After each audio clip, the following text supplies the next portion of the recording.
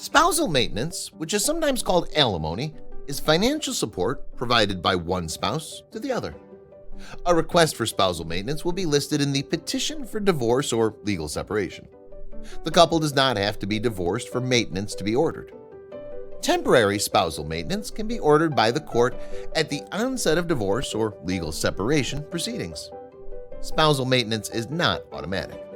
It's only ordered by the court if requested, and there's a determination of a special need on the part of a financially weaker party to the divorce, or if the parties agree to it.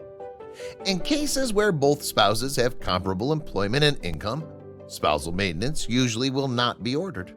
However, spousal maintenance can be, and often is, ordered when one spouse has not been recently employed or has not been trained for employment. This is particularly true when there's a long-term marriage or if there are young children or a special needs child involved. Spousal maintenance can be long-term but is more often ordered for a short, specific duration.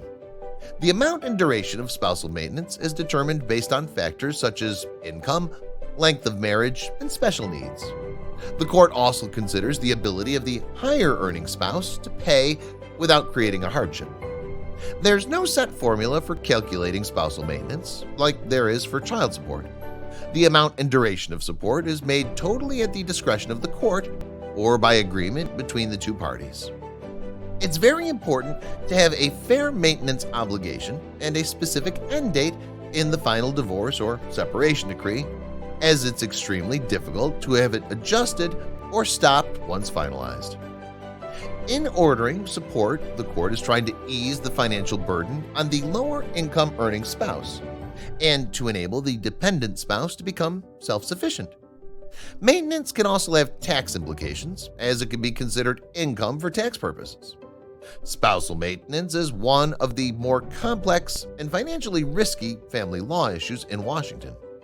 It's an issue for which having the advice of an attorney is important.